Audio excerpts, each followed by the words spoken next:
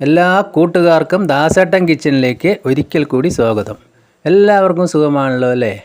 ഇന്ന് ഞാൻ ഉണ്ടാക്കാൻ പോകുന്നത് വെണ്ടക്കയും കോഴിമുട്ടയും ചേർത്തുള്ള ഒരു ഫ്രൈ ആണ്. അപ്പോൾ വീഡിയോ ഇഷ്ടപ്പെട്ട് കഴിഞ്ഞാൽ ഒന്ന് ലൈക്ക് ചെയ്യണേ. പിന്നെ ആദ്യമായിട്ട് കാണുന്ന കൂട്ടുകാരുണ്ടെങ്കിൽ ഒന്ന് സബ്സ്ക്രൈബ് ചെയ്യുക. കൂടെ ബെല്ലൈക്കൺ അമർത്തി ഓൾ എന്ന ഓപ്ഷൻ കൂടി ഒന്ന് കൊടുക്കണേ. അപ്പോൾ അതിനായിട്ട് ഞാനിവിടെ ഒരു 10-12 വെണ്ട, അതായത് ഇളയ വെണ്ടയാണ് എടുത്തിരിക്കുന്നത്. പിന്നെ 2 കോഴിമുട്ട എടുത്തിട്ടുണ്ട്. ഞാൻ വെണ്ട ഇതുപോലെയാണ് കട്ട് ചെയ്തിരിക്കുന്നത്. ഇനി ഒരു ചീനച്ചട്ടി അടുപ്പത്ത് വെച്ചിട്ട് അതിലേക്ക് അല്പം എണ്ണ ഒഴിച്ച് കൊടുത്തിട്ടുണ്ട്. എണ്ണ ചൂടാകുന്ന സമയത്ത് ആ വെണ്ട നമുക്ക് ഇട്ടിട്ട് ഒന്ന് ലൈറ്റായിട്ടൊന്ന് ഫ്രൈ ചെയ്തെടുക്കണം. അപ്പോൾ അതിൻ്റെ പകുതി മാത്രമാണ് ഇപ്പോൾ ഇട്ട് കൊടുത്തിരിക്കുന്നത്. അപ്പോൾ ഇതുപോലെ ഒന്ന് ഉണ്ടാക്കാത്തവർ എന്തായാലും ഒന്ന് ഉണ്ടാക്കി നോക്കുക, നല്ലൊരു ടേസ്റ്റ് ആയിരിക്കും. അപ്പോൾ വെണ്ട പച്ചക്കറിയൊക്കെ തനിയെ കഴിക്കാത്ത കുട്ടികളൊക്കെ നന്നായിട്ട് കഴിച്ചോളും.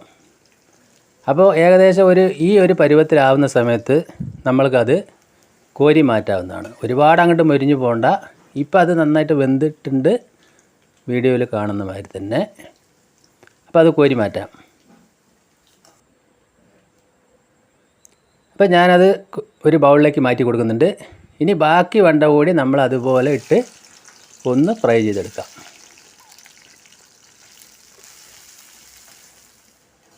അപ്പോൾ നമ്മൾ ബാക്കി വെണ്ട കൂടി ഇതേപോലെ ഒന്ന് ഫ്രൈ ചെയ്തെടുത്തിട്ടുണ്ട്.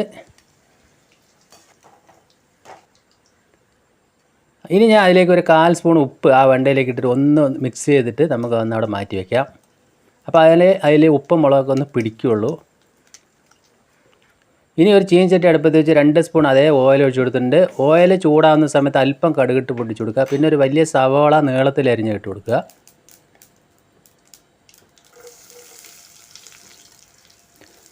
പിന്നെ ഒരു 5-6 വെള്ളുള്ളിയാണ് നമ്മളൊന്ന് അരിഞ്ഞ് അതും കൂടി ചേർത്ത് കൊടുക്കുന്നുണ്ട്. പിന്നെ അതിലേക്ക് ഞാൻ ഒരു 5 പച്ചമുളക് പൊടിയായി അരിഞ്ഞും കൂടി ചേർത്ത് കൊടുക്കുന്നുണ്ട്. ഇനി അതിലേക്കുള്ള അല്പം ഉപ്പും കൂടി ചേർത്ത് കൊടുക്കുന്നുണ്ട്. അപ്പോൾ ഇതൊന്ന് നല്ലതുപോലെ ഒന്ന് വഴന്ന് വരട്ടെ.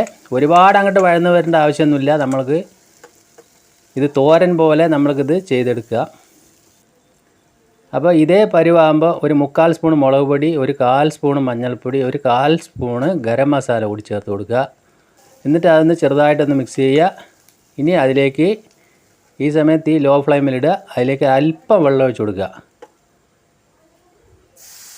അതായത് ആ മുളക് പൊടിയും മഞ്ഞൾപ്പൊടിയൊക്കെ ഒന്ന് ചെറുതായിട്ടൊന്ന് വെന്ത് വരാൻ വേണ്ടിയിട്ടാണ്, ഒന്ന് സെറ്റായി വരട്ടെ. അപ്പോൾ ഇതുപോലെ സെറ്റായി വരുമ്പോൾ അതിൻ്റെ നടുക്ക് കുറച്ച് ഓയിൽ ഒഴിച്ച് കൊടുക്കുക.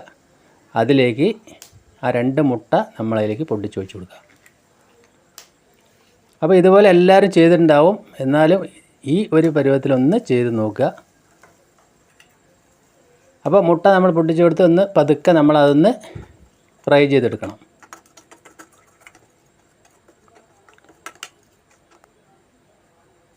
ഇനി അതിലേക്ക് ആവശ്യമുള്ള ഉപ്പും ഞാൻ ചേർത്ത് കൊടുത്തിട്ടുണ്ട്. അപ്പോൾ നല്ലതുപോലെ ആ മുട്ടയും ഉള്ളിയും ഒന്ന് നന്നായിട്ടൊന്ന് ഫ്രൈ ചെയ്ത് വരട്ടെ. അപ്പോൾ നമ്മളത് മീഡിയം ഫ്ലെയിമിൽ തന്നെ ഇട്ട് അതൊന്ന് ചെയ്യാം. അപ്പോൾ ഈ ഒരു ഘട്ടം ആകുമ്പോൾ നമ്മൾ ആ നേരത്തെ ഫ്രൈ ചെയ്ത് വെച്ച വെണ്ടയും കൂടി ചേർത്ത് കൊടുക്കാം. അതും കൂടി ചേർത്ത് നല്ലതുപോലെ ഒന്ന് മിക്സ് ചെയ്യുക. അപ്പോൾ നമ്മുടെ മുട്ടയും വെണ്ട ഫ്രൈ ഇവിടെ റെഡി ആയിട്ട് വന്നിട്ടുണ്ട്. നമുക്കിത് ലഞ്ച് ബോക്സിലൊക്കെ കുട്ടികൾ കൊടുക്കാൻ പറ്റും. ഇനി അതിലേക്ക് അല്പം കുരുമുളക് പൊടി, ഒരു 1/2 സ്പൂൺ കുരുമുളക് പൊടി കൂടി ചേർത്തിട്ട് കുറച്ച് കരിവേപ്പില കൂടി ചേർത്ത് കൊടുക്കുക. ഇത്രയേ ഉള്ളൂ. എല്ലാവർക്കും ഇതൊന്ന് ഇഷ്ടപ്പെടുമെന്ന് വിചാരിക്കുന്നു. ഇഷ്ടപ്പെട്ട് കഴിഞ്ഞാൽ ഒന്ന് ലൈക്ക് ചെയ്യുക. പിന്നെ ഫ്രണ്ട്സിനും ഫാമിലിക്കൊക്കെ ഒന്ന് ഷെയർ ചെയ്ത് എന്നെ സപ്പോർട്ട് ചെയ്യുക. കണ്ടില്ലേ, അല്ല അടിപൊളി സെറ്റായിട്ട് വന്നിട്ടുണ്ട്. വളരെ സിമ്പിളായി ഈസി ആയിട്ട് ചെയ്യാൻ പറ്റും. അപ്പോൾ ഞാനത് ഫ്ലെയിം ഓഫ് ആക്കുകയാണ്, മൂടി വെച്ചിട്ടുണ്ട്. ഒരു 2 മിനിറ്റ് ഒന്ന് ചൂടാറിയതിന് ശേഷം നമ്മൾ വേറെ പാത്രത്തിലേക്ക് നമുക്ക് സെർവ് ചെയ്ത് കൊടുക്കാം. അപ്പോൾ ഒന്ന് കറക്റ്റായിട്ടൊന്ന് ഉലർന്ന് വന്നിട്ടുണ്ട്. മുട്ടയെല്ലാം നല്ലപോലെ ഉലർച്ചയായിട്ട് വന്നിട്ടുണ്ട്. വെണ്ടയും ഇതുപോലെ തന്നെ ചെയ്ത് നോക്കണം. അപ്പോൾ എൻ്റെ ഈ വീഡിയോ എല്ലാവർക്കും ഇഷ്ടപ്പെടുന്നു കരുതുന്നു. ഇതുപോലുള്ള സിമ്പിൾ റെസിപ്പികളുമായിട്ട് വീണ്ടും നമുക്ക് കാണാം. Thank you.